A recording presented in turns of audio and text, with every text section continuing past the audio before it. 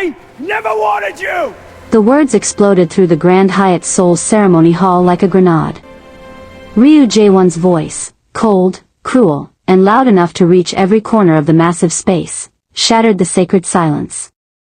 His hand released Juliet Adewale like she'd burned him, and he took a step back from the altar, his face twisted with something between rage and anguish. This marriage is a business transaction. Nothing more. He was shouting now, making sure every single person heard him. The international crime bosses. The syndicate elders. Her family. I don't love you. I will never love you. You're just a signature on a contract, a means to an end. Juliet stood frozen in her ivory wedding gown, the Swarovski crystals suddenly feeling like shackles of ice against her deep brown skin. Around her, the hall erupted, gasps, shouts in a dozen languages, the sound of someone's champagne glass shattering against marble floors. This was her wedding day. And the groom was destroying her in front of the entire underworld. I was going to go through with it, Jae-Won continued, his dark eyes wild, looking everywhere except at her face. I was going to play the dutiful boss, make the smart business move. But I can't, his voice cracked. I can't look at you every day and pretend. I can't see your face and not remember. Remember what? Juliet's voice cut through his spiral. It came out steadier than she felt, cold and sharp. If he was going to humiliate her, she'd make him finish it. What do you see when you look at me, Jae-Won? His jaw clenched. For a moment, something human flickered across his face, grief, loss, pain that had nothing to do with her and everything to do with ghosts she'd never be able to fight. Someone I lost. The confession hung in the air. Then Ryu Jae-Won, heir to one of Seoul's most powerful crime syndicates, turned his back on his bride and walked away from the altar. The hall exploded into chaos. 4 hours earlier. Juliet had known this was a mistake the moment she'd woken up that morning. The bridal suite at the Grand Hyatt was obscenely luxurious, all cream silk and gold fixtures, with a view of the Seoul skyline that probably cost more per night than most people made in a month. Wedding gifts covered every surface, Cartier, Bulgari, envelopes thick with cash from crime families across 3 continents, all celebrating a union that was about territory and power, never about love. You don't have to do this, you know. Juliet looked up from the vanity where a team of stylists had been working on her hair for the past hour. Zara Kamathi stood in the doorway, her best friend since Oxford, the one person in this whole mess who actually cared about her happiness instead of business alliances. Yes, I do. Juliet's reflection stared back at her, natural hair twisted into an elaborate updo, makeup flawless, looking like some kind of princess from a fairy tale. The wrong kind of fairy tale. The kind where the princess was a bargaining chip. There's a car downstairs. Passport ready. We can be in London by tonight. And my father's diamond operations collapse by next week when the Yakuza move in without protection. Juliet stood, letting the stylists help her into the wedding gown. 12 people have already died, Zara. My uncle Chaik, my cousin Ade, how many more before you think it's acceptable for me to buy their safety with a marriage? Zara's expression crumpled. That's not fair. None of this is fair. The gown settled over Juliet's frame like a beautiful cage. Custom Vera Wang, flown in from New York, fitted to perfection. But it's reality. The Adewale family needs the Ryu Syndicate's protection. The Ryu Syndicate wants access to our African diamond routes and shipping operations. I'm the price for both. You're not a price, you're a person. In our world, there's no difference. Their world. The world Juliet had been born into but never wanted, where her father's import-export business actually meant controlling diamond mines in South Africa and shipping routes from Lagos to Johannesburg, where family dinners included casual discussions of territory disputes and rival syndicate movements, where her expensive British education had always been meant to polish her into the perfect wife for a strategic alliance. She just hadn't expected the alliance to be with someone who looked at her like she was a ghost. A knock at the door interrupted them. One of Jae-Won's men, she didn't know his name, had never been introduced to any of his inner circle except one person. Shin Dal-Hwan. The thought sent an unwelcome flutter through her chest. She pushed it down, buried it deep where it couldn't complicate things further. Miss Adewale, 15 minutes. 3 months earlier. The first time Juliet had met Ryu Jae-Won, she'd thought he was the most beautiful man she'd ever seen. Seoul in autumn was stunning, the city alive with color, ginkgo trees turning gold, the air crisp and clean. Her father had flown them in on his private jet, swept her straight from Incheon to the Ryu compound in Gangnam, a sprawling estate hidden behind walls and security that rivaled government installations. Remember, her father had murmured in Yoruba as they'd walked through gates, "This marriage secures everything. Our operations, our people, our future. Make a good impression." No pressure, Juliet had thought. The Ryu family home was traditional Korean architecture mixed with modern luxury, all clean lines and natural materials, artwork worth millions displayed casually, rooms that could host heads of state. Servants moved like ghosts. Armed guards stood at every entrance. And in the center of it all, in a receiving room that overlooked a perfect Zen garden, sat Ryu Jae-Won. He'd stood when they entered. Tall, lean, devastatingly handsome in a tailored black suit that probably cost more than a car. Sharp features, dark eyes, hair styled back to show a face that belonged on magazine covers. 28 years old and already legendary in underworld circles, ruthless, brilliant, untouchable. Mr. Adewale. His English was perfect, barely accented. "Welcome. And this must be Juliet." He'd looked at her then, really looked, and something had shifted in his expression. His eyes had gone distant, almost haunted, before he'd shuttered the reaction completely. "It's a pleasure to meet you," Juliet had said, extending her hand. Jae-Won had stared at her hand for a beat too long before taking it. His grip was cold, brief, and he'd released her quickly, like the contact burned. The meeting had been professional. Clinical.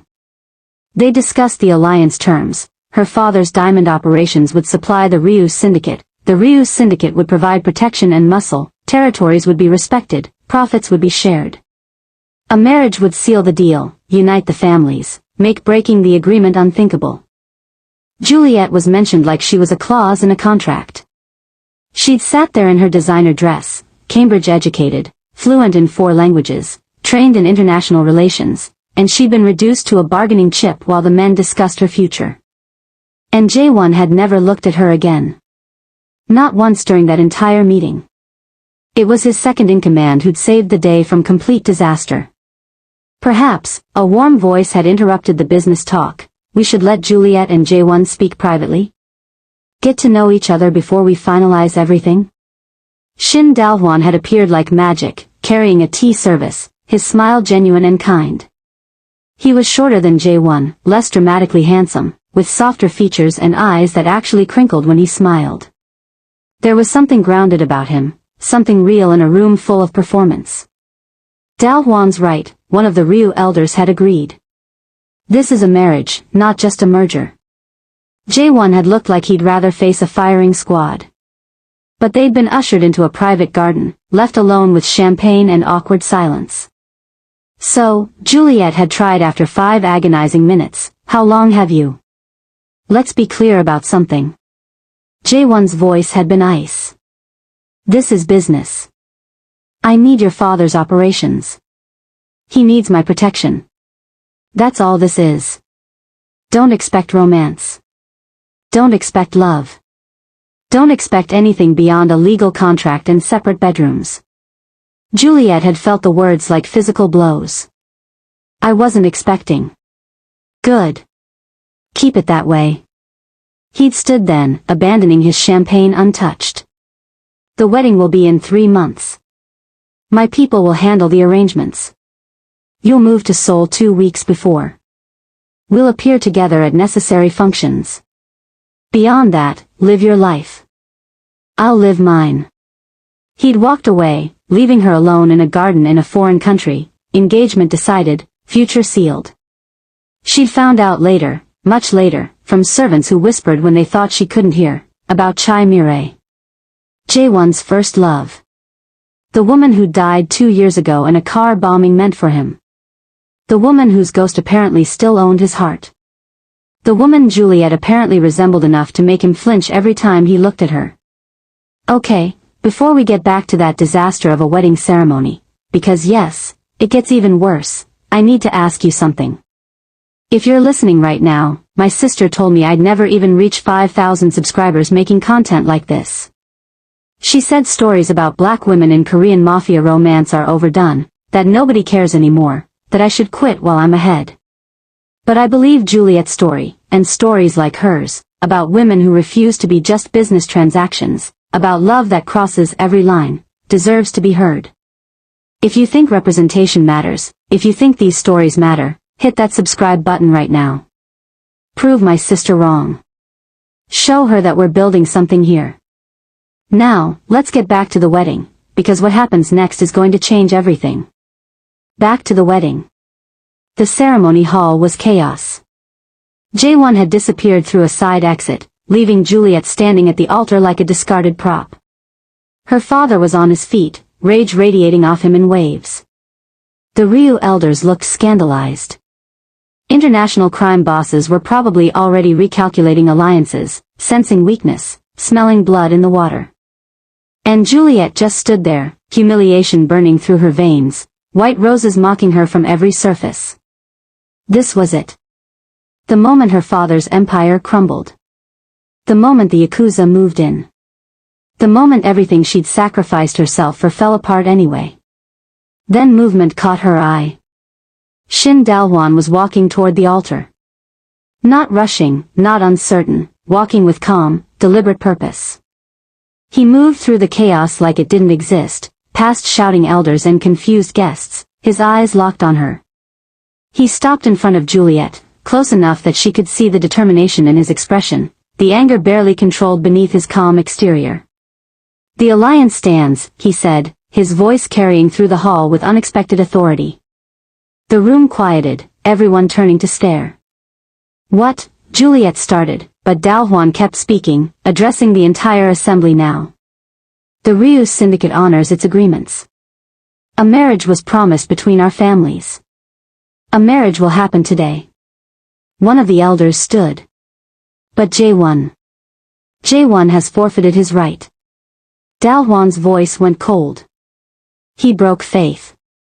He dishonored this woman and both our families. But I will not let his weakness destroy what we've built." He turned back to Juliet, and his expression softened into something that made her breath catch.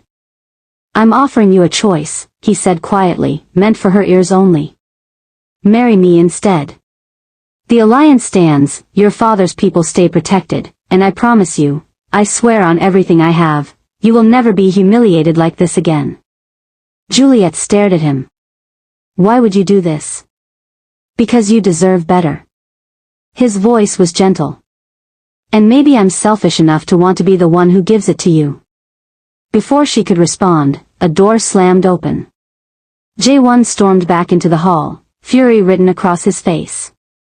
He headed straight for Dal-Hwan, grabbing his arm, spinning him around. "What the hell do you think you're doing?" Jae-Won's voice was lethal. "Cleaning up your mess." Dal-Hwan didn't flinch. "Like always. She's MY. You're what?" Dal-Hwan's composure finally cracked. "You just told everyone in this room you don't want her. You humiliated her in front of the world. What exactly makes her yours?" Jae-Won's face went white, then red. "You can't just, this isn't. You want to walk away? Fine. Walk." Dal-Hwan stepped closer, voice dropping to something dangerous. "But you don't get to destroy the alliance and destroy her and walk away clean. Choose, Jae-Won. Right now. Marry her yourself, or step aside and let me fix what you broke." The two men faced off, best friends, brothers in everything but blood, now on opposite sides of a chasm that hadn't existed an hour ago. Jae-Won's eyes flickered to Juliet. For a moment, just a moment, something raw and wounded crossed his face. Then it hardened into something ugly. "Fine." The word came out like poison. "Have her. See if I care." He turned and walked away again, and this time he didn't look back. The hall erupted again, but Juliet barely heard it. She was staring at Dal-Hwan, at this man who just upended his entire life for someone he barely knew, and trying to process what had just happened. Dal-Hwan turned back to her, and despite everything, the chaos, the scandal, the disaster this day had become, he smiled. "So," he said gently, "what do you say? Want to marry me instead?" Juliet looked at him. Really looked. At the kindness in his eyes, the steadiness, the quiet strength. At the man who'd read Chinua Achebe to understand her culture better, who'd asked if she was comfortable during contract negotiations, who'd saved her from handsy-tried lieutenants at charity galas. At the man who'd just thrown away his best friendship to protect her dignity. She thought about her choices: accept humiliation and watch her father's empire burn, or take a chance on someone who'd just proven he valued her as more than a contract. "Okay," she heard herself say. "Yes." Dal-Hwan's smile widened, genuine and warm and completely at odds with the chaos surrounding them. He turned to the officiant, who looked ready to faint. "We're ready when you are." The wedding continued. Juliet's father sat back down, calculating already. Dal-Hwan held the same rank as Jae-Won, the alliance would technically stand. The Ryu elders conferred and consented, irregular, but acceptable. The international guests settled in, sensing drama but also sensing the deal wouldn't collapse entirely. And Juliet stood at an altar next to a man she barely knew, about to marry him instead of his best friend, her entire life pivoting on a single moment of kindness. The officiant started over, voice shaking. "We are gathered here today to witness the union of Shin Dal-Hwan and Juliet Adewale." Dal-Hwan took her hand. Unlike Jae-Won's touch, this one was warm. Gentle. His thumb brushed across her knuckles in a gesture that felt like reassurance.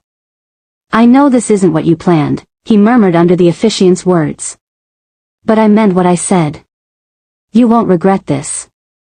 Juliet looked up at him, this unexpected savior, this man who just rearranged fate. "I hope you're right," she whispered back. "Do you, Shin Dal-Hwan, take Juliet Adewale to be your lawfully wedded wife?" "I do." No hesitation. His eyes never left hers. "And do you, Juliet Adewale, take Shin Dal-Hwan to be your lawfully wedded husband?" She thought of Jae-Won's cruelty. Of his ghost-haunted eyes. Of a future spent as a reminder of someone dead.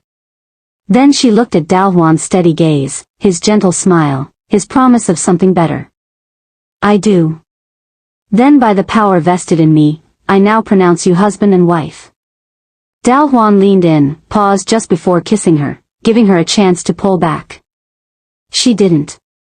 The kiss was soft, brief, and tasted like new beginnings. When they pulled apart, the hall erupted in applause, confused applause, scandalized applause, but applause nonetheless. And somewhere in the back of the room, Ryu Jae-Won watched his best friend kiss the woman who was supposed to be his wife, and felt something crack open in his chest that felt dangerously like regret. The wedding reception was a masterclass in pretending everything was fine. Crystal chandeliers cast golden light over tables laden with delicacies from 3 continents, Korean barbecue stations, Nigerian jollof rice and suya, French champagne that cost more per bottle than most cars. A live orchestra played softly in the corner, some classical piece that was supposed to be romantic but just sounded melancholic to Juliet's ears. And everywhere, people were staring. "Smile," Dal-Hwan murmured against her ear as they moved through the crowd, his hand steady at the small of her back. "Show them you're unbothered." Juliet forced her lips into something approximating a smile. "I'm bothered. I know. But they don't need to know that." His thumb traced small circles against her spine, a gesture that should have felt presumptuous but somehow felt grounding instead. "We just need to make it through the next few hours. Then we can leave." Leave. To where? The Ryu compound, where Jae-Won also lived. The penthouse Dal-Hwan apparently kept in Gangnam. Juliet realized with a start that she knew almost nothing about the man she'd just married. The man who'd saved her from complete humiliation. Dal-Hwan. Juliet.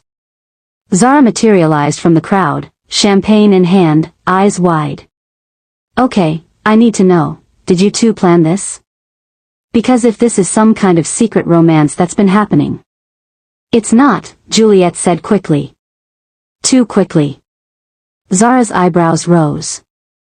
So you just married a man you barely know to save a business alliance? Yes. And you're okay with this? Juliet looked at Dal-Hwan, who was watching her with those steady, kind eyes. I'm more okay with this than I was an hour ago. That's a low bar, Jules. It's the bar I have. Zara sighed, but she hugged Juliet tight anyway. Okay. But if he turns out to be as bad as the other one? I won't. Dal-Hwan's voice was gentle but firm. I promise you that. Zara studied him for a long moment, then nodded slowly. I'm going to hold you to that. She melted back into the crowd, leaving them alone again. Well, as alone as they could be in a room full of international crime syndicates. Your father wants to speak with us, Dal-Hwan said, nodding toward where Adetokunbo Adewale stood with several Ryu elders, deep in conversation. Business talk. Making sure the alliance terms still hold. Do they? Yes. I have the same authority as Jae-Won in the syndicate. The elders have already confirmed the marriage is legitimate. He paused. Though there will be complications. Because of Jae-Won. Because of Jae-Won. As if summoned by his name, Juliet's eyes found him across the room. Ryu Jae-Won stood alone near the bar, a glass of whiskey in hand, his tuxedo jacket discarded, tie loosened. He looked like beautiful devastation, all sharp edges and barely contained fury. And he was staring directly at her. Not at Dal-Hwan. At her. The intensity of his gaze made her skin prickle. Ignore him, Dal-Hwan said quietly. He made his choice. Why do I feel like he's already regretting it? Because he probably is. Jae-Won has always been like this, acts on impulse, driven by ghosts, realizes too late what he's destroyed. Dal-Hwan's voice held old pain, old frustration. But you're not his second chance. You're not his redemption arc. You're my wife now. The possessiveness in his tone surprised her. So did the flicker of heat it sent through her. We should talk to my father, she said, needing to look away from both men, to focus on something concrete and manageable. Get the business settled. The negotiations took an hour. Her father was surprisingly calm about the substitution. All that mattered was the alliance, the protection, the access to Ryu's syndicate resources. Dal-Hwan was second in command, therefore the marriage held the same weight. Contracts were adjusted, signatures added, deals finalized. Juliet sat through it all, being discussed like cargo again, territory to be allocated and protected. But every so often, Dal-Hwan would glance at her, a question in his eyes, are you okay? Is this too much? Small gestures that reminded her she wasn't just a bargaining chip to him. Small gestures that Jae-Won had never once offered. When the business finally concluded, Dal-Hwan stood, offering his hand. We should go. It's been a long day. Juliet took his hand, letting him pull her to her feet. Where are we going? My place. I have a penthouse in Hanam-dong. Private, secure. He hesitated. I've already had your things moved there from the hotel. I hope that's okay. You assumed I'd go with you? I hoped you would. But if you'd prefer separate arrangements. No, the word came out quickly. No, I didn't know we'd be living together immediately. We're married. People will expect it. His voice softened. But I meant what I said at the altar. You won't be forced into anything you're not ready for. We can take this as slow as you need. Before Juliet could respond, a hand clamped down on Dal-Hwan's shoulder. Jae-Won stood there, swaying slightly, whiskey on his breath, eyes too bright. We need to talk. No, we don't. Dal-Hwan's voice went cold. Yes. We do. Jae-Won's gaze flickered to Juliet, something desperate swimming in those dark eyes. You can't just, you can't take her. I didn't take anyone. You threw her away. Dal-Hwan stepped between Jae-Won and Juliet, a protective gesture that was both gentle and absolute. Go sleep it off, Jae-Won. She looks like her. The words tumbled out of Jae-Won like confession. She looks exactly like Mireille, and I couldn't. Every time I looked at her, I saw. Then maybe you should have said that from the beginning instead of being cruel. Dal-Hwan's voice was soft but cutting. Maybe you should have treated her like a human being instead of a ghost. Jae-Won flinched like he'd been struck. His eyes found Juliet's again, and she saw it clearly now, the grief, the guilt, the man drowning in a past he couldn't escape. I'm sorry, he whispered. I'm so sorry. You're drunk, Juliet said, her voice steadier than she felt. And it's too late for apologies. It's never too late. Yes, it is. She stepped closer to Dal-Hwan, a deliberate choice. You made your decision at that altar. I made mine. We're done, Jae-Won. Something shattered in his expression. He opened his mouth, closed it, then turned and walked away, disappearing into the crowd. Dal-Hwan let out a long breath. That's going to be a problem. I know. He's not going to let this go. I know that too. Dal-Hwan turned to face her fully, his expression serious. Juliet, I need you to understand something. Jae-Won and I have been brothers since we were 15. We've bled together, killed together, built this syndicate together. What happened today, it changes everything. He's going to see this as a betrayal. He's going to try to get you back. And if he does, then you'll have a choice to make. His voice was quiet. I won't trap you. If you decide you want him, if you decide this was a mistake. Juliet reached up and pressed her fingers against his lips, silencing him. Stop planning my exit before we've even begun. Dal-Hwan's eyes darkened. Slowly, carefully, he took her hand in his, pressed a kiss to her palm.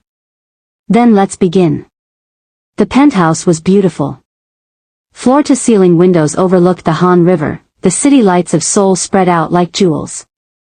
Modern furniture in clean lines, artwork that looked expensive but not ostentatious, a space that felt lived in rather than just displayed. The master bedroom is upstairs, Dal-Hwan said, setting down his keys. He'd removed his suit jacket in the car, rolled up his sleeves, and somehow looked more real like this, less mafia boss, more just a man. There's also a guest suite on this floor if you prefer separate rooms. Juliet walked to the windows, looking out at the city. Seoul at night was breathtaking, so different from Lagos, from London, from anywhere she'd ever called home. What happens now? She asked quietly. Now? Dal-Hwan moved to stand beside her, close but not touching. Now we figure out how to be married to each other. We barely know each other. Then we learn. She turned to look at him. Why did you do it? Really?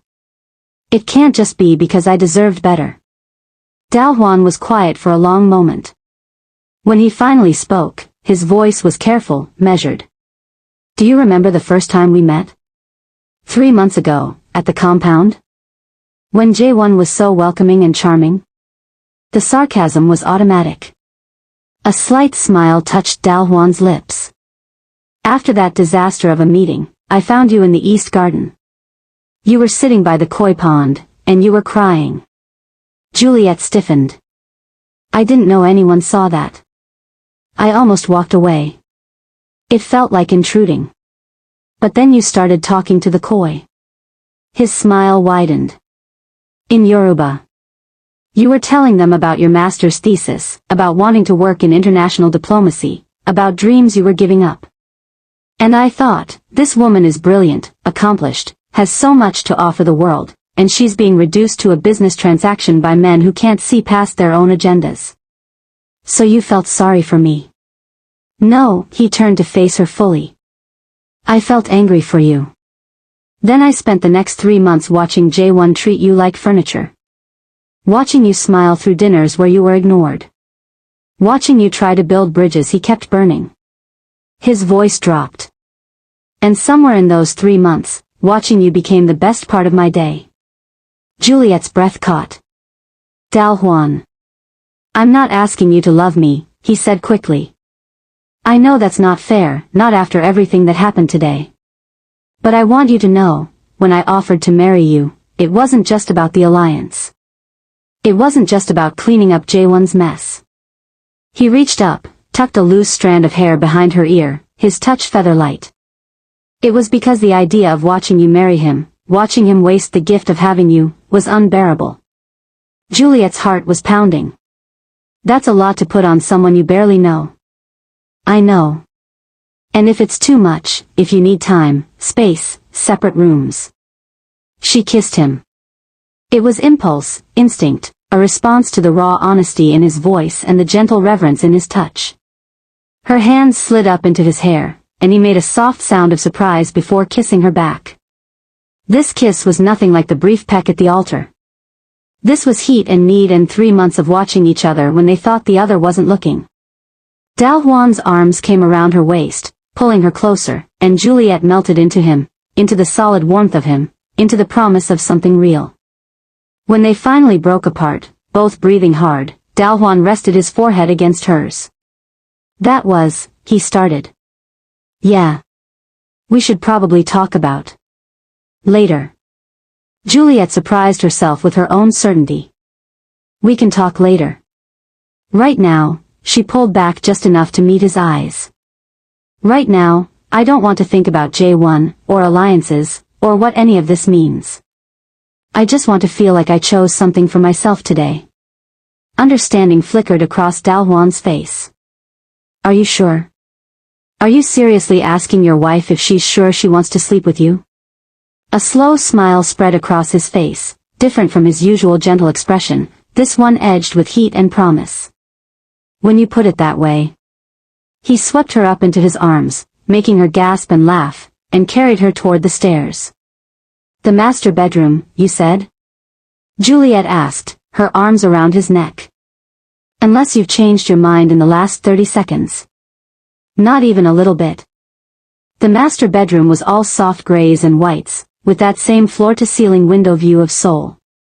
Dal-Hwan set Juliet down beside the bed, his hands gentle on her waist. We can still stop, he murmured, even as his fingers found the zipper of her wedding dress. Anytime you want. I don't want to stop. Juliet turned her back to him, felt him slowly lower the zipper, the ivory silk falling away like shedding a skin. I want to feel like I'm more than a contract. More than a ghost of someone else. You are. Dal-Hwan pressed a kiss to her shoulder, his lips warm against her skin. You're Juliet. Brilliant, strong, beautiful Juliet who deserves so much better than what today gave her.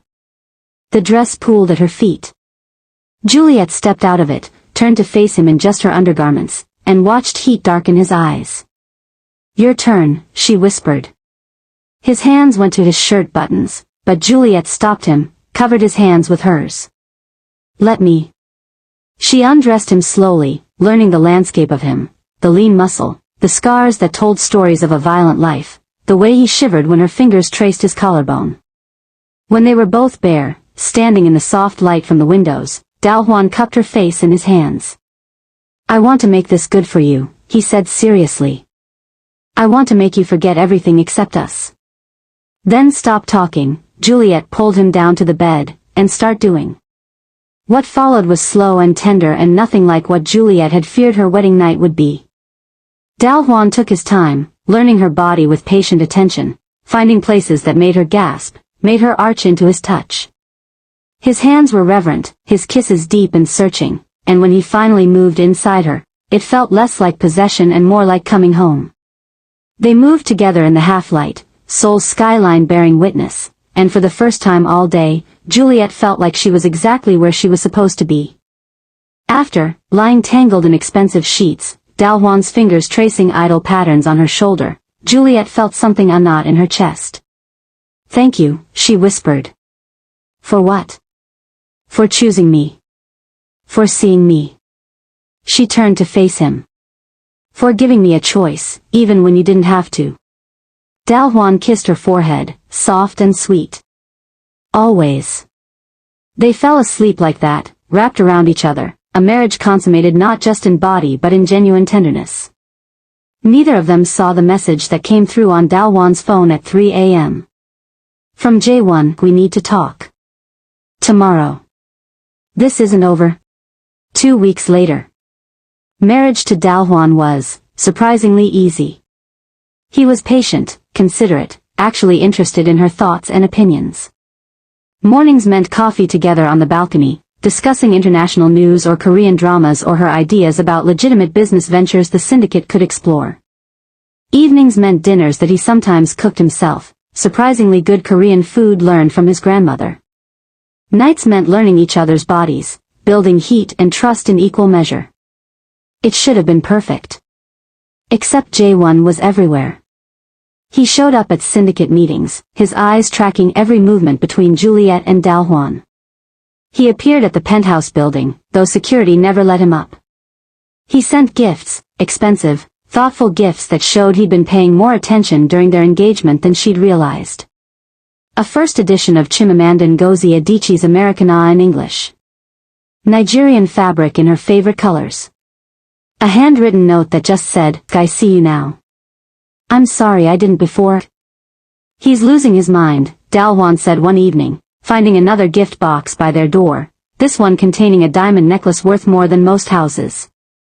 This has to stop. Then talk to him. I've tried. He won't listen. Dal-Hwan ran a hand through his hair, frustration finally cracking his usual calm. He's convinced himself that he made a mistake, that you're meant to be his, that I stole you. You didn't steal anything. I chose you. Try telling him that. The confrontation came that Friday. Juliet had gone to the Ryu compound for a meeting with her father and the syndicate elders, business about expanding the diamond operation into new markets. Dal-Hwan had been delayed by another matter, promised to join her within the hour. She found herself alone in the same East Garden where they'd first met, waiting by the koi pond, memories swirling. You look beautiful there. Juliet spun around. Jae-Won stood at the garden entrance, suited and polished, but something wild in his eyes. He looked like he hadn't been sleeping, like something was eating him from the inside out. You shouldn't be here, Juliet said, keeping her voice steady. This is my home. You know what I mean. He moved closer, slow and deliberate, like approaching a skittish animal. I've been watching you. These past 2 weeks. You and Dal-Hwan. That's creepy. I know. A ghost of a smile touched his lips. But I can't seem to stop. Do you know what I see when I watch you together? I don't want to know. I see you smile. Really smile. The way you never smiled with me. He was close now, close enough that she could see the shadows under his eyes, smell his cologne, something expensive and dark. I see him make you laugh.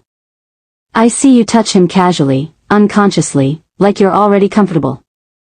Like you already belong to each other. I do belong with him. No, Jae-Won's voice turned sharp. No, you belonged with me first. This was supposed to be ours.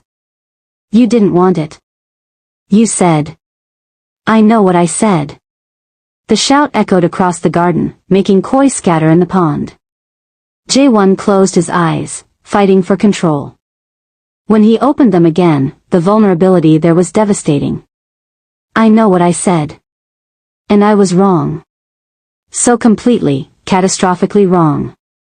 It's too late. It's not. He reached for her hand, and Juliet let him take it, a mistake, she realized immediately, because his touch still affected her, still sent confusing signals through her nervous system. Juliet, I was drowning in grief. Mireille died, and I convinced myself I couldn't love anyone again, that opening my heart would just invite more pain. Then I saw you, and you looked so much like her, and I panicked. So you humiliated me instead. Yes. And I will regret that for the rest of my life. His thumb stroked across her knuckles. But these past 2 weeks, watching you with Dal-Hwan, realizing what I lost, Juliet, you're not Mireille's ghost. You're your own person, brilliant and strong and everything I didn't let myself see. And I'm begging you, give me a chance to prove I see you now. Juliet pulled her hand away. I'm married to your best friend. Marriages can be annulled. Not this one. Understanding dawned in his eyes. His jaw clenched. You slept with him. That's none of your business. Everything about you is my business. Jae-Won's composure was cracking, the polished crime boss facade falling away. You were supposed to be mine. This was all supposed to be what you wanted? Juliet's voice turned to ice. What about what I wanted, Jae-Won? Did that ever matter to you? It matters now. Now is too late. Now I have a husband who actually values me. Who sees me as more than a business deal or a ghost. Who makes me feel. She stopped, but the damage was done. Feel what? Jae-Won's voice was barely a whisper. What does he make you feel? Safe, Juliet thought. Seen. Wanted. Chosen. But before she could say any of it, Dal-Hwan's voice cut through the garden. Step away from my wife. He stood at the garden entrance, and for the first time since Juliet had met him, Shin Dal-Hwan looked dangerous. Not the gentle, patient man who cooked her breakfast, this was the Mafia underboss who'd earned his position through blood and strategy. Jae-Won turned to face him, and the air between the two men crackled with tension. We were just talking, Jae-Won said. You were just leaving, Dal-Hwan corrected, moving to stand beside Juliet, his hand finding hers automatically, a gesture of possession and protection that was both. And you're going to stop this. The gifts, the stalking, the attempts to break up my marriage. It ends now. You can't keep her from me forever. I'm not keeping her from anyone. She's choosing to stay with me. Dal-Hwan's voice was deadly calm. Or are you going to disrespect her agency again? Jae-Won flinched. His eyes found Juliet's one more time, searching for something, hope, hesitation, a crack he could exploit. Juliet stepped closer to Dal-Hwan, made her choice visible. Something broke in Jae-Won's expression. This isn't over. Yes, Dal-Hwan said quietly, it is. And if you keep pushing, if you keep harassing my wife, I will make sure the elders know. I will make this official. Brother or not, I will protect what's mine. The two men stared at each other, years of friendship and blood brotherhood warring with new rivalry. Finally, Jae-Won looked away first. You think you've won, he said, his voice hollow. But I know something you don't. What's that? Jae-Won's smile was bitter. She's going to be my salvation. One way or another. The fortune teller told me years ago, a woman who looks like death will save my life. I thought she meant Mireille. But Mireille died. His eyes locked on Juliet. It's you. You're the one who's going to save me. Fate isn't done with us yet. He walked away, leaving those words hanging in the air like a prophecy. Dal-Hwan turned to Juliet, concern replacing the dangerous edge. Are you okay? Did he hurt you? No. She shook her head, trying to clear Jae-Won's words from her mind. He's more broken than I realized. Broken men are dangerous men. Dal-Hwan pulled her close, pressed a kiss to her temple. Promise me you won't be alone with him again. I promise. But even as she said it, even as she let Dal-Hwan lead her away from the garden, Juliet couldn't shake the feeling that Jae-Won was right about one thing. Fate wasn't done with them yet. And the salvation he'd mentioned might cost more than any of them were prepared to pay. The attack came on a Tuesday. Juliet had been in Seoul for 5 weeks now, married to Dal-Hwan for exactly 1 month. She'd fallen into a rhythm, mornings reviewing her father's diamond operation reports, afternoons sitting in on syndicate business meetings. Dal-Hwan had insisted, teaching her the operation from the inside, evenings that were theirs alone. She was learning. Not just the business, but power itself. How to read a room, how to negotiate, when to speak and when silence carried more weight. The Ryu elders had started addressing her directly instead of through Dal-Hwan. Her father's lieutenants reported to her now, not around her. Shin Dal-Hwan's wife was becoming a force in her own right. But power, Juliet was learning, painted targets. She'd been leaving a restaurant in Gangnam, a legitimate front business that the Ryu syndicate owned, after a lunch meeting with a South African diamond supplier. 2 bodyguards flanked her, standard protocol now. The black Mercedes was waiting at the curb, engine running. She never saw the van until it was too late. It came from the side street, fast and deliberate, cutting off the Mercedes. Doors flew open and men poured out, not Korean, Japanese maybe, definitely Yakuza based on the tattoos visible at their collars. "Get down," one of her bodyguards shouted, pushing her behind him. Gunfire erupted. Juliet hit the pavement hard, her bodyguards' weight crushing her, protecting her. Around them, the street descended into chaos, screaming pedestrians, more gunfire, the sharp smell of cordite and blood. She heard her bodyguard grunt, felt him jerk as bullets hit him.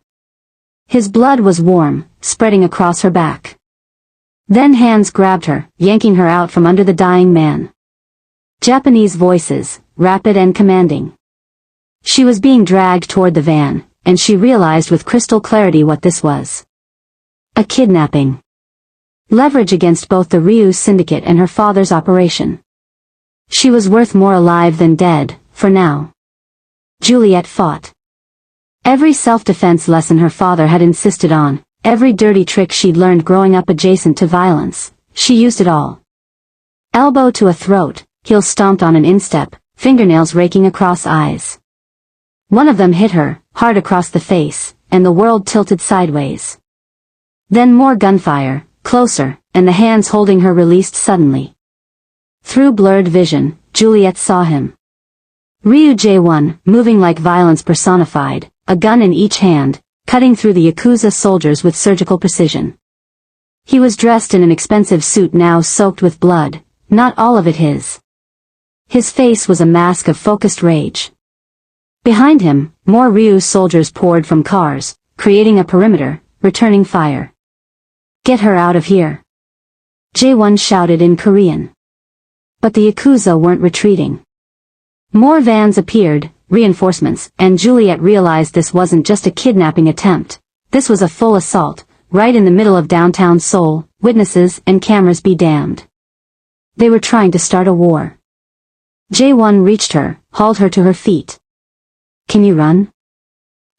Yes. "Then run. Now." He pushed her toward one of the Ryu vehicles, covering her retreat with suppressing fire. Juliet ran, her heels abandoned somewhere in the chaos, her expensive dress torn and bloody. She was 10 feet from safety when she heard it. The crack of a sniper rifle, different from the automatic weapons, sharp and precise. And Jae-Won's body jerking as the bullet hit him instead of her. He'd stepped between her and the shot without hesitation. "No!" The scream tore from Juliet's throat as Jae-Won went down. Everything after that happened in fractured snapshots. More Ryu soldiers surrounding them. Someone, she didn't see who, dragging her into an armored car. Jae-Won being carried, blood spreading across his white shirt, so much blood. The screech of tires as they fled the scene. And through it all, one thought repeating in her mind like a mantra. "He took a bullet for me. He took a bullet for me. He took a bullet for me." The Ryu compound was a fortress under siege.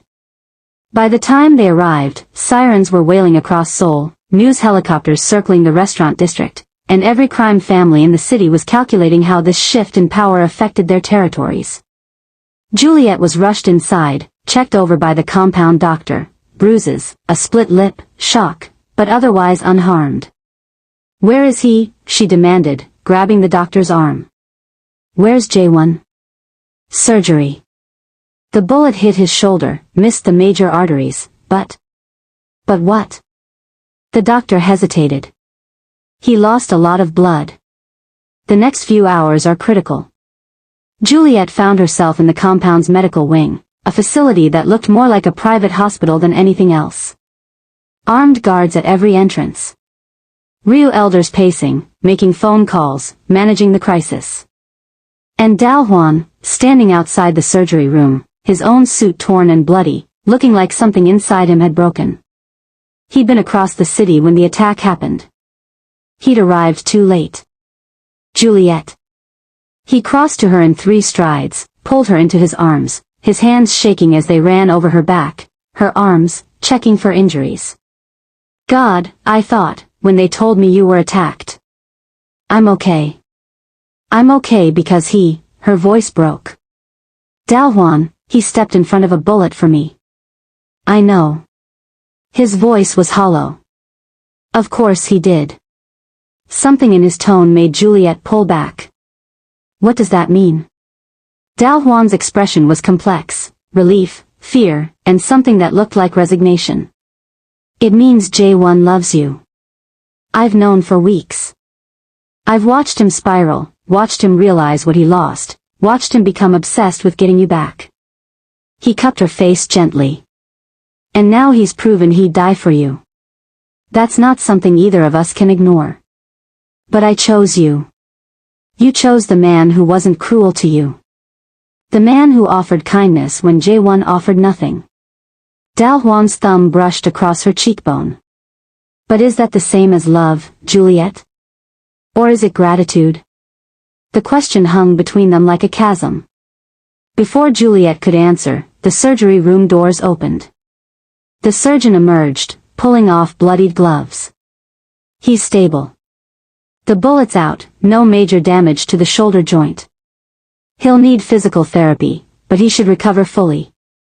The relief in the room was palpable. Can I see him? Juliet heard herself ask. The surgeon nodded. He's in recovery. Still sedated, but you can sit with him. Dal-Hwan's hand tightened on hers. Juliet. I need to see him. She didn't know how to finish that sentence. Need to thank him? Need to understand why? Need to figure out what she was feeling? I know. Dal-Hwan released her hand, the gesture feeling like so much more. Go. Jae-Won looked smaller in the hospital bed, diminished in a way Juliet had never seen him. The mighty crime boss, the man who'd humiliated her at an altar, the ghost-haunted beautiful disaster, reduced to pale skin and bandages and the steady beep of a heart monitor. Juliet pulled a chair beside the bed, sat down, and took his hand. His fingers were cold. You're an idiot, she whispered. Taking a bullet like that. You could have died. Of course, he didn't answer. The sedation would keep him under for hours. But Juliet kept talking anyway. I don't understand you. 1 minute you're destroying me in front of everyone, the next you're taking bullets for me. 1 minute you don't want me, the next you're sending gifts and love notes and stalking me like some kind of broken romantic hero. She laughed, but it came out wet with unshed tears. You make everything so complicated. She studied his face, the sharp features softened in sleep, the dark lashes against pale cheeks, the vulnerability that he never showed when conscious. Dal-Hwan is good to me, she continued. He's kind and patient and everything you weren't. He makes me feel valued, seen, chosen. And I care about him, I really do. These past weeks have been good. Better than I expected. Jae-Won's fingers twitched in hers. But you, Juliet's voice dropped to barely a whisper. You terrify me. Because when I look at you, I don't feel safe or comfortable or any of the easy things I feel with Dal-Hwan. I feel like I'm standing at the edge of a cliff, and one wrong step will send me falling into something I can't control. The heart monitor beeped steadily. Is that love? Or is it just the appeal of something dangerous? She wiped at her eyes with her free hand. How am I supposed to know? How am I supposed to choose between the man who saved me and the man who's trying to redeem himself? You're not. Juliet jumped, spinning around. Dal-Hwan stood in the doorway, and his expression was heartbreaking, understanding, sadness, and a love so clear it made her chest ache. You're not supposed to choose between us, he said quietly, stepping into the room. You're supposed to choose for yourself. What do you want, Juliet? Not what's safe or what's dramatic or what makes the best story. What do you actually want? I don't know, she whispered. Then figure it out. He moved closer, and to her surprise, he reached down and placed his hand over hers and Jae-Won's joined hands. Because I love you enough to let you go if that's what's best for you. Even if it destroys me. Even if you choose him. Dal-Hwan. And he clearly loves you enough to die for you, which, his voice cracked slightly. Which is more than most people get in a lifetime. So what, I'm just supposed to decide. Right here, right now? No. You're supposed to take the time you need. I'm supposed to give you that time without pressure. He leaned down, pressed a kiss to her forehead. And Jae-Won, when he wakes up, is supposed to do the same. And if I can't choose? Then we'll deal with that when it comes. Dal-Hwan straightened, and she saw the effort it cost him to step back, to give her space. I'm going to handle the Yakuza response with the elders. Stay with him as long as you need. I'll have guards outside the door. He walked toward the exit, and Juliet felt something tear inside her chest. Dal-Hwan, wait. He paused, didn't turn around. I do love you, Juliet said, the words tumbling out. These past weeks, they weren't just gratitude. You make me happy. You make me feel like I matter beyond business and alliances. That's real. But? His voice was soft. But I don't know if that's the same as what I feel when I look at him. She gestured to Jae-Won's unconscious form. And I hate that. I hate that I'm confused. I hate that I can't just be satisfied with the good thing right in front of me. Dal-Hwan finally turned, and his smile was sad but genuine. You're human, Juliet. You're allowed to have complicated feelings. Even about men who don't deserve them. Then he was gone, leaving Juliet alone with Jae-Won and a choice that felt impossible. Jae-Won woke on Friday morning, consciousness returning in stages. First, pain in his shoulder, sharp and insistent. Second, the sterile smell of medical facilities. Third, soft fingers wrapped around his hand, and a familiar voice reading aloud. The whole life of the Igbo man was dominated by his chi, a personal god that showed a man's successes or failures. Juliet's voice, rich and measured, reading from things fall apart.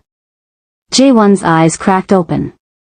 She sat beside his bed, the book open in her lap, still wearing what looked like one of Dal-Hwan's shirts over her own clothes. She looked exhausted, dark circles under her eyes, hair pulled back messily, no makeup. She'd never looked more beautiful. You're awake, she said, closing the book, relief flooding her expression. How long? His voice came out rough, amused. 3 days. You've been in and out, but this is the first time you've been really lucid. She poured water from a pitcher, helped him drink. How do you feel? Like I got shot. A ghost of a smile touched her lips. Technically, you did. For you. For me, she confirmed. Why did you do that, Jae-Won? He was quiet for a moment, gathering his thoughts, the painkillers making everything feel slow and distant. The fortune teller's prediction, the woman who looks like death will save my life. I thought it meant Mireille would save me from myself, from the violence. But she died. And then I saw you, and you looked so much like her, and I convinced myself you were a curse, not salvation. And now? Now I think the fortune teller meant it literally. His good hand found hers, squeezed weakly. You're going to save my life by giving me a reason to actually value it. Whether you choose me or not, just existing, just being you, just showing me what real strength looks like, that's the salvation. Tears spilled down Juliet's cheeks. That's a lot of pressure. I know. I'm sorry. For all of it, the wedding, the cruelty, the stalking, the inability to see what was right in front of me until it was too late. He paused. Where's Dal-Hwan?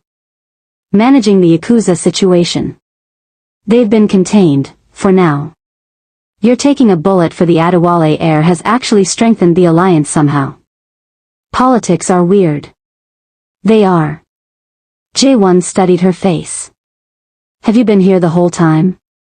Most of it. Dal-Hwan's been here too, when he can. Taking shifts, making sure you weren't alone. She paused. He loves you, you know. Even after everything. You're still his brother. I don't deserve that. No. You don't. The honesty stung, but it was fair. What happens now? Jae-Won asked quietly. Now you recover. Now we deal with the Yakuza. Now we figure out how to move forward. Juliet stood, and he felt the loss of her touch immediately. And I figure out what I actually want from my life instead of just reacting to what men do to me or for me. That sounds healthy. It sounds terrifying, she corrected. But necessary. She moved toward the door, and panic flared in Jae-Won's chest. Juliet, wait. She paused, looked back. I meant what I said. In the garden, before the attack. I see you now. All of you, not Mireille's ghost, not a business transaction, not anyone except Juliet Adewale. And you're magnificent. His voice was rough with more than just physical pain. I know I don't deserve a second chance. I know Dal-Hwan is the better man, the one who was good to you from the start. But if there's any part of you that feels what I feel when I look at you, that cliff edge, terrifying, consuming thing, then please. Don't ignore it just because it's complicated. Juliet was quiet for a long moment. When she finally spoke, her voice was steady. I'll think about it. It wasn't a yes. But it wasn't a no either. And for now, as Jae-Won sank back into the pillows, pain and exhaustion pulling him under, it was enough. 1 week later. The Ryu compound's main conference room had never been so tense. On one side of the table, the Ryu elders, Dal-Hwan, and a recovering Jae-Won, his arms still in a sling. On the other side, Juliet, her father Adetokunbo Adewale, and several of his top lieutenants. Between them, contracts, territory maps, and a proposition that would change everything. Let me make sure I understand, one of the Ryu elders said, his Korean accented but clear. You want to restructure the entire alliance around your daughter as the primary liaison? Not liaison, Adetokunbo corrected, his voice deep and commanding. Partner. Juliet has proven herself these past weeks, learning the operation, surviving an assassination attempt, maintaining composure under pressure. She's ready to take a leadership role in the Adewale operations. And she's uniquely positioned, as Dal-Hwan's wife, to bridge both organizations. All eyes turned to Juliet. She dressed for this, a tailored black suit that split the difference between Western business and traditional elegance, her natural hair styled in a way that commanded respect. She looked like power itself. The current structure has weaknesses, Juliet said, her voice clear and confident. She'd been practicing this presentation for days, refining it with Dal-Hwan's help. Both organizations operate independently, which creates gaps that rivals like the Yakuza can exploit. But if we integrate operations, shared intelligence, coordinated territory management, unified response to threats, we become exponentially stronger. And you would oversee this integration? Another elder asked skeptically. I would facilitate it. With oversight from both my father and the Ryu leadership. She clicked a remote, and a presentation appeared on the screen behind her. Organizational charts, profit projections, risk assessments. I've outlined a 3-phase implementation plan. Phase 1 focuses on shared security protocols. Phase 2 integrates our supply chains. Phase 3 opens new markets that neither organization could access alone. The elders murmured among themselves in Korean. Dal-Hwan caught her eye, gave her a small, proud smile. He'd known this was coming, she'd been working on it for weeks, building her case, learning the business from the inside out. Jae-Won was harder to read. He watched her with an intensity that made her skin prickle, but his expression was neutral. This is highly irregular, the eldest said finally. A woman in a leadership position is exactly what this organization needs to evolve, Juliet interrupted, her voice sharp. With respect, elder, the world is changing. Our enemies are changing. We need to change too, or we'll be left behind. I can bridge the gap between Korean and African operations. I can bring fresh perspective to old problems. And I've proven I'm willing to bleed for this alliance. She gestured to the fading bruises still visible on her face from the attack. The room was silent. Then Dal-Hwan spoke. I support this proposal. Completely. Juliet has already been invaluable in identifying weaknesses in our security infrastructure. Her insights have prevented 3 potential breaches in the past month alone. And you're not concerned, one elder asked delicately, about favoritism? She is your wife. Which is exactly why I trust her judgment. I've seen her work. I've watched her learn this business faster than anyone I've ever mentored. Dal-Hwan's voice was firm. This isn't about my personal feelings. This is about what's best for the organization. All eyes turned to Jae-Won. And you? The eldest asked. What do you think, Jae-Won? You've been quiet. Jae-Won leaned back in his chair, wincing slightly as his injured shoulder protested. I think, he said slowly, that Juliet Adewale is the smartest person in this room. I think we'd be fools not to utilize her fully. And I think, his eyes met Juliet's, that she's going to revolutionize how we do business, whether we officially give her a title or not. So we might as well make it official and benefit from it. Surprise flickered across Juliet's face. The elders conferred in rapid Korean for several minutes. Finally, the eldest turned back to the table. We will agree to a trial period. 6 months. Juliet will serve as integration director, reporting to both her father and to the Ryu Leadership Council. If the results match these projections, he tapped the presentation materials. We'll make it permanent. Juliet kept her expression neutral, professional, but inside she was screaming with triumph. Thank you, elders. You won't regret this. See that we don't. After the meeting, Juliet found herself alone in the compound gardens, the same East Garden where so much had happened between her and both men. The koi pond was peaceful, the fish moving in lazy patterns beneath the surface. Congratulations, Director. She turned to find Jae-Won approaching, moving carefully, his shoulder clearly still bothering him. Thank you. And thank you for your support in there. I wasn't sure if you would support you becoming more powerful and therefore less dependent on either of us? Jae-Won's smile was wry. I'm self-destructive, not stupid. You're going to be extraordinary in this role. You really think so? I know so. He stopped beside her, both of them looking out at the pond. I've been thinking a lot these past weeks. About Mireille, about you, about the difference between loving someone and loving the idea of them. Juliet waited, let him work through whatever he needed to say. I loved Mireille, he continued quietly. But I also idealized her. Made her into this perfect thing in my memory. And when she died, I couldn't separate the real woman from the myth I'd created. So when I saw you, when I saw someone who looked like her but wasn't her, it broke something in my brain. Jae-Won. Let me finish. Please. He turned to face her fully. What I'm trying to say is that I see you now, Juliet. Not as Mireille's echo, not as a business arrangement, not as salvation or redemption or any of the dramatic things I've been projecting onto you. I see you as yourself, ambitious, brilliant, stronger than any of us gave you credit for. And I love that woman. The real you. Juliet's heart was pounding. That's not fair. I know. I'm married to your best friend. A man who's been nothing but good to me. I know that too. And you still. I still love you. Yes. His voice was raw. And I know it's selfish. I know it's complicated. I know Dal-Hwan deserves you more than I do. But I can't make myself stop feeling it. They stood there in the garden, the weight of impossible choices hanging between them. Finally, Juliet spoke. I need time. To figure out this new role, to understand what I actually want, to not feel like I'm constantly being pulled between 2 men who both have pieces of my heart. How much time?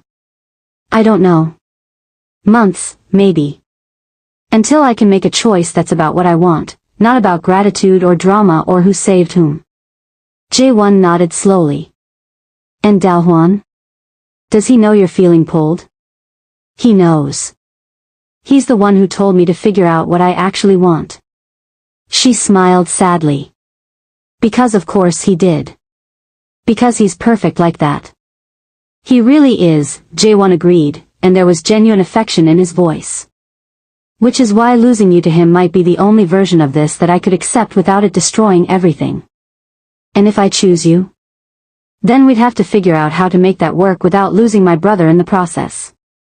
Because Dal-Hwan, his voice caught. He's the best person I know. Losing him would be worse than the bullet. Juliet reached out, took his good hand. So we're all just going to be miserable together? Until you decide. Then probably only two of us will be miserable. He squeezed her hand gently. But that's better than all three, right? It was the saddest joke she'd ever heard. 6 months later. Seoul in spring was magnificent, cherry blossoms painting the city in shades of pink and white, the air warm and full of promise. Juliet Adewale stood at the floor-to-ceiling windows of her new office, not at the Ryu compound, not at her father's headquarters, but in a neutral building in the heart of Gangnam that housed the newly formed Adewale Ryu Integration Group.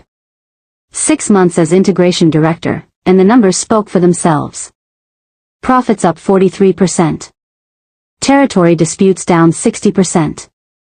3 new legitimate business ventures launched. The Yakuza threat neutralized through a combination of strategic alliances and targeted operations that Juliet had personally coordinated. She'd become exactly what she'd promised in that conference room, a bridge between two worlds, a force that made both organizations stronger. The underworld now whispered her name with the same respect they gave crime bosses twice her age. But success, she was learning, didn't make the complicated things simple. A knock at her door interrupted her thoughts. Come in, she called, not turning from the window. Working late again? Dal-Hwan's voice, warm and familiar. 6 months of marriage, and he still made her feel steady, grounded, safe. She turned to find him in the doorway, suit jacket draped over one arm, tie loosened, looking tired but content. They'd settled into a rhythm over these months, partners in business and in bed, building something real and solid together. Just reviewing the quarterly reports, Juliet said, gesturing to the papers scattered across her desk. We exceeded projections again. You exceeded projections again, Dal-Hwan corrected, crossing to her, pulling her into his arms. I'm just here for moral support and to make sure you remember to eat. She laughed, leaning into him, breathing in his familiar scent. I ate lunch. That was 8 hours ago. Has it been that long? It has. He pressed a kiss to her temple. Come home, Juliet. The work will still be here tomorrow. Home. The penthouse in Hanam-dong that they'd made theirs over the past months. Where they cooked together and argued about Korean dramas and made love with the city lights as witnesses. It should have been enough. It was almost enough. In a minute, she said, pulling back slightly. I just need to avoid thinking about the choice you still haven't made. Juliet froze. They'd had this conversation in variations over the past months, dancing around the elephant in the room. Dal-Hwan's expression was gentle but firm. It's been 6 months, Juliet. You've built an empire, restructured 2 criminal organizations, become one of the most powerful people in Seoul's underworld. But you still haven't decided what you want from your personal life. I'm with you. That's a decision. Is it? Or is it just the path of least resistance? He cupped her face in his hands. I love you. God, I love you so much it terrifies me sometimes. And I can feel you loving me back. I know what we have is real. But I also see the way you look at him when you think no one's watching. Dal-Hwan. Let me finish.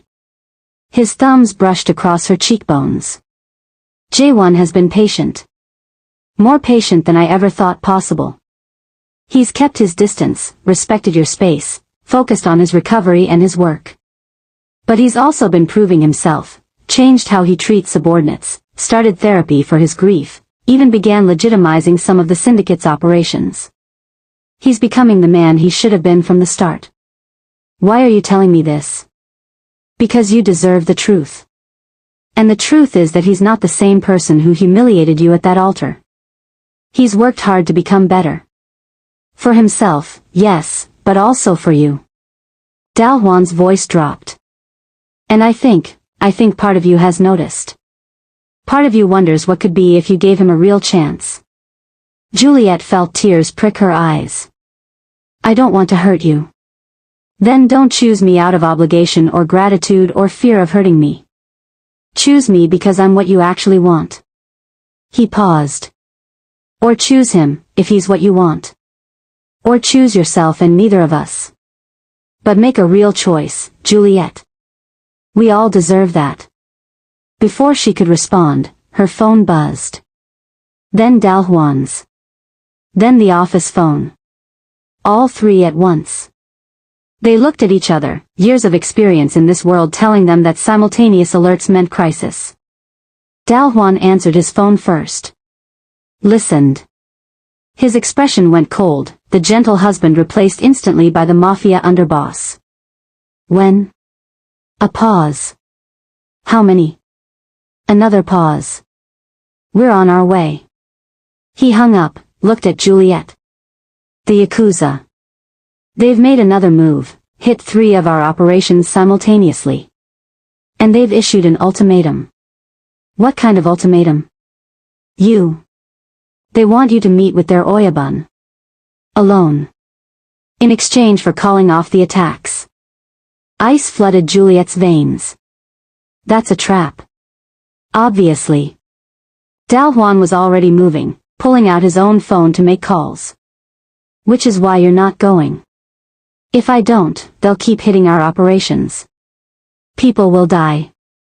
Then people die. You're not walking into a trap for. For what?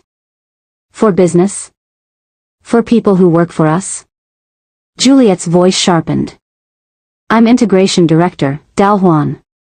This is exactly my job, managing threats, protecting operations, making strategic decisions. I can't hide behind bodyguards and let other people take risks for me. This is different and you know it. Why? Because I'm a woman? Because I'm your wife? Because you're the most valuable target they could take. Dal-Hwan's composure finally cracked. They don't want to talk, Juliet, they want leverage. They want to kidnap you, torture you, use you to tear apart everything we've built. I won't let that happen. The office door burst open. Jae-Won stood there, his expression thunderous, his shoulder fully healed now, every inch the dangerous crime boss. Tell me you're not actually considering going to this meeting. How did you? I have sources everywhere, including in this building. Answer the question. Juliet straightened, squared her shoulders. I'm considering it. If it stops the attacks. It won't stop anything except your heartbeat. Jae-Won crossed to her in 3 strides, and she saw real fear in his eyes. The Yakuza Oyabun is Takeda Shinji. Do you know what he's famous for? Removing the fingers of his enemies one joint at a time. And that's what he does to people he likes. I'm not an idiot. I know it's dangerous. Then why would you even consider going? Because it's my job. Because I've spent 6 months proving I'm more than just someone's wife or someone's business arrangement. Because if I hide now, every bit of respect I've earned disappears. The 2 men exchanged a look, the first moment of unity Juliet had seen between them in months. No, they said simultaneously. Juliet felt anger flash through her. You don't get to tell me no. Neither of you. I'm not a child, I'm not a possession, I'm the integration director and I make strategic decisions for this organization. Not this one, Dal-Hwan said firmly. Not when it means walking into certain death, Jae-Won added. Then what do you suggest? Let them keep hitting us? Let more people die? Jae-Won and Dal-Hwan looked at each other again. Something passed between them, an old understanding, brothers who'd fought together for years, a connection that predated Juliet's arrival in their lives. We go together, Jae-Won said finally. All three of us. They want a meeting? Fine. But we bring enough firepower to level the building if anything goes wrong. That defeats the purpose of... I don't care, Dal-Hwan interrupted. Juliet, you want to make strategic decisions? Here's a strategic decision. We don't negotiate from weakness. We show up as a unified front, Adewale Ryu leadership together. We make it clear that attacking you means attacking both organizations. That's a much stronger message than you walking in alone. Juliet wanted to argue. Every instinct she developed over the past 6 months screamed that this was her decision to make, her risk to take. But looking at both men, at the fear and determination in their faces, at the united front they presented despite their rivalry, she realized something. She'd been so focused on proving she didn't need protection that she'd forgotten the difference between independence and isolation. Fine, she said finally. Together. But I lead the negotiation. Agreed, both men said. The warehouse in Incheon was neutral territory, technically owned by a third party, monitored by enough cameras and witnesses that an outright slaughter would be bad for everyone's business. Takeda Shinji sat at a table in the center of the empty space, flanked by 6 of his most dangerous men. He was older, scarred, with eyes that had seen every atrocity humans could inflict on each other.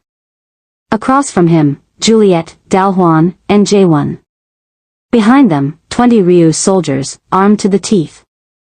Behind Takeda, an equal number of Yakuza. The tension was thick enough to choke on. So, Takeda said in heavily accented English, the famous Juliet Adewale. The woman who thinks she can run with monsters. I don't run with monsters, Juliet replied calmly. I am one. Now, you called this meeting. Make your point. Takeda's smile was all teeth. Direct. I like that. Here is my point, your integration has been bad for business. The Ryu syndicate and the Adewale operations were easier to exploit when they were separate. Together, with you coordinating, you've closed gaps that my organization has profited from for years. Then adapt. That's how business works. Or, Takeda leaned forward, I remove the problem at its source. Kill you, the integration collapses, these two, he gestured dismissively at Dal-Hwan and Jae-Won. Tear each other apart over who failed to protect you, and everything returns to the profitable chaos of before. Jae-Won's hand moved toward his gun. Dal-Hwan's fingers tightened on the table edge. Juliet remained perfectly still. If you were going to kill me, you would have done it already. You want something else. Smart girl. Takeda's smile widened. I want a piece. 20% of all integration profits. In exchange, I call off the attacks and we maintain peaceful coexistence. That's extortion. That's business. Juliet appeared to consider it. Let the silence stretch. Let Takeda think he'd won. Then she smiled. No. Takeda's expression hardened. No. No. Here's my counteroffer, you stop the attacks immediately. You pay reparations for the damage already done, 5 million USD should cover it.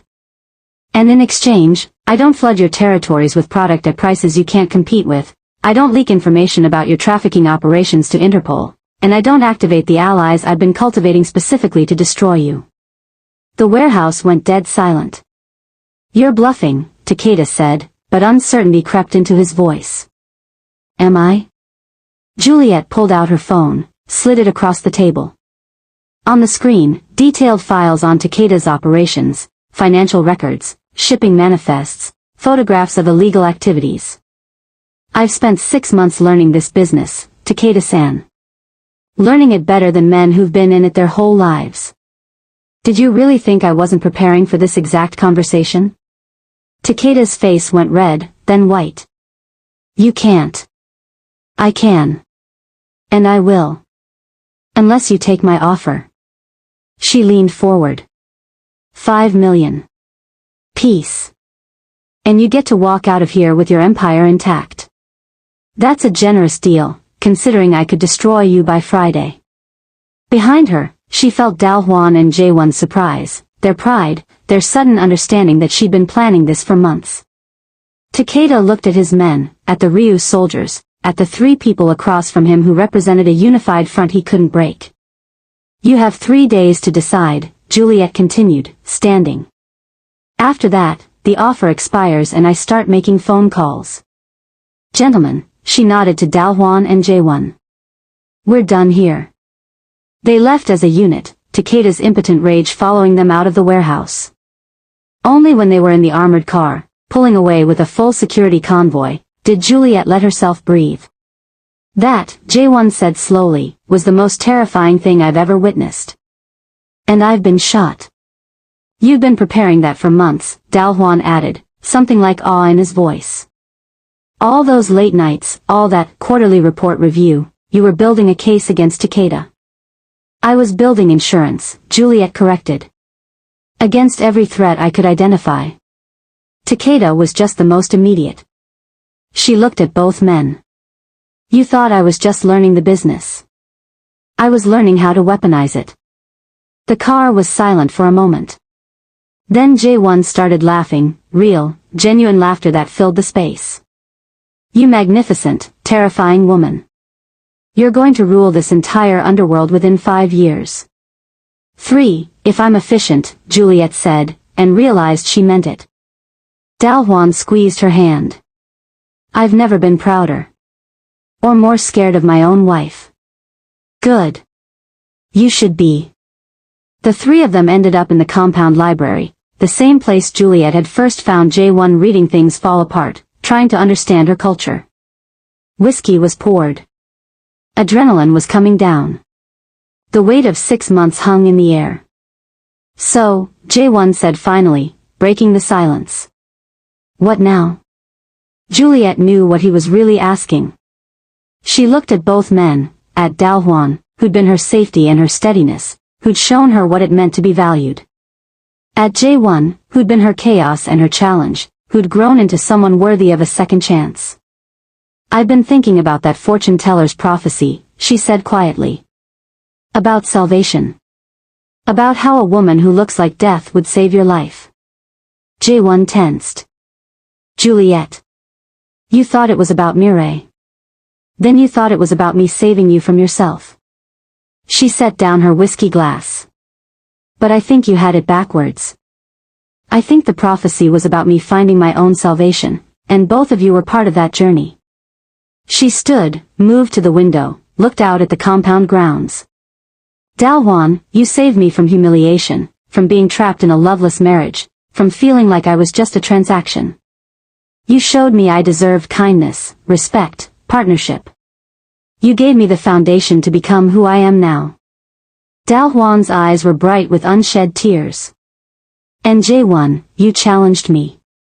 You made me angry enough to prove myself, pushed me to develop my own power instead of relying on anyone else's. Your rejection, as painful as it was, forced me to build my own identity in this world. So what are you saying? Jae-Won's voice was rough. Juliet turned to face them both. I'm saying that I love you both. Differently, but truly. Dal-Hwan, you're my partner, my equal, the person who makes me feel at home. Jae-Won, you're my fire, my passion, the person who makes me feel dangerously alive. But? Dal-Hwan prompted gently. But I've realized something over these past 6 months. I've been so focused on choosing between you that I forgot to choose myself first. She took a deep breath. I'm 26 years old. I've built an empire in half a year. I'm about to expand operations into 3 new continents. And I've been letting my personal life be defined by a choice between 2 men, as if that's the most important decision I could make. Understanding dawned on both their faces. You're choosing yourself, Dal-Hwan said quietly. I'm choosing my work. My ambitions. The empire I'm building.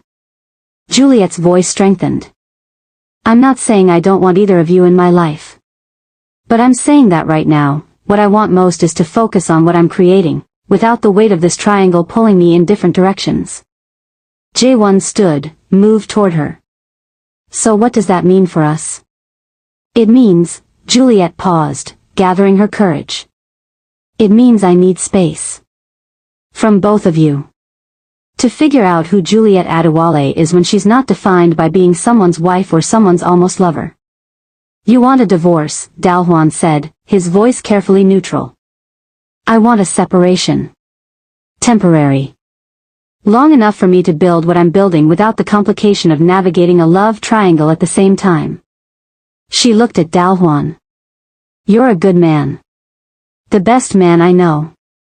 And I do love you. But not enough, he finished. Not the way I love you. Not yet. Maybe not ever. I don't know. Tears finally spilled down her cheeks. And that's not fair to you, to keep you in limbo while I figure it out. Dal-Hwan crossed to her, wiped her tears with his thumbs. You're right. It's not fair. But I appreciate your honesty. He pressed a kiss to her forehead, gentle, final. I'll always love you, Juliet. And if you decide someday that you want to try again, my door is open.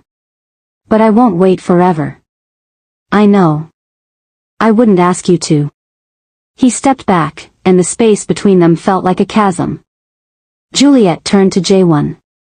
And you? I understand, he said simply. You need to build your empire. Prove to yourself and everyone else that you're more than any relationship, any alliance, any man's choice or rejection. I get it. More than you know. And you're okay with that? I'm not okay with anything that takes you away from me, Jae-Won said honestly. But I respect it. And maybe this is what we all need. Time to figure out who we are separately before we can figure out what we could be together.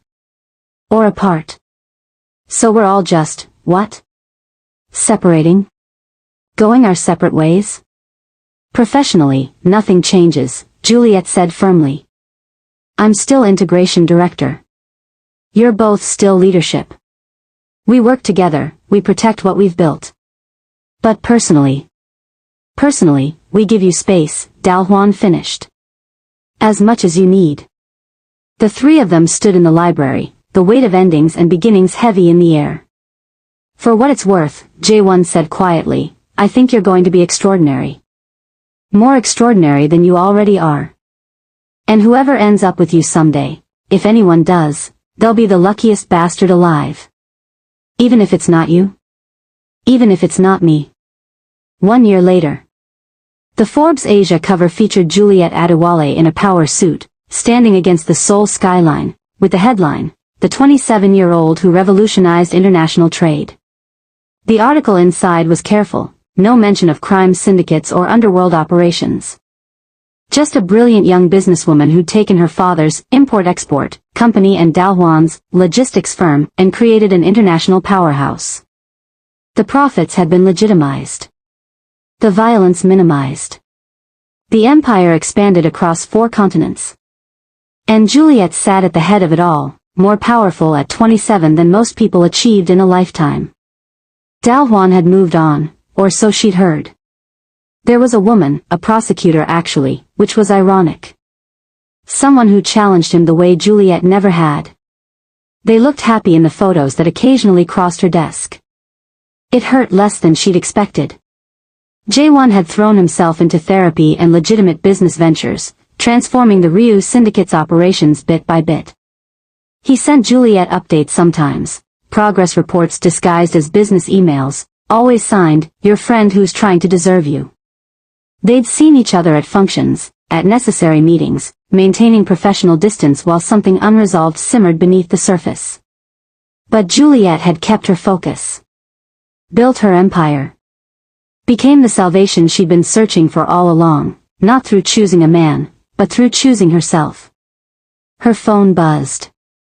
A message from an unknown number. The fortune teller was right.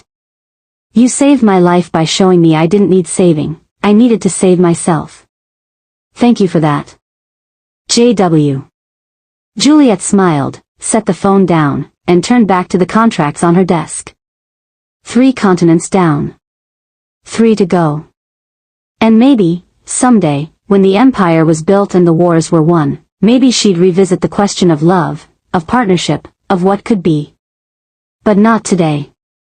Today, she was exactly where she needed to be. Alone at the top, but no longer lonely. Finally, fully, herself. The end. Thank you for watching. Don't forget to like and subscribe for more.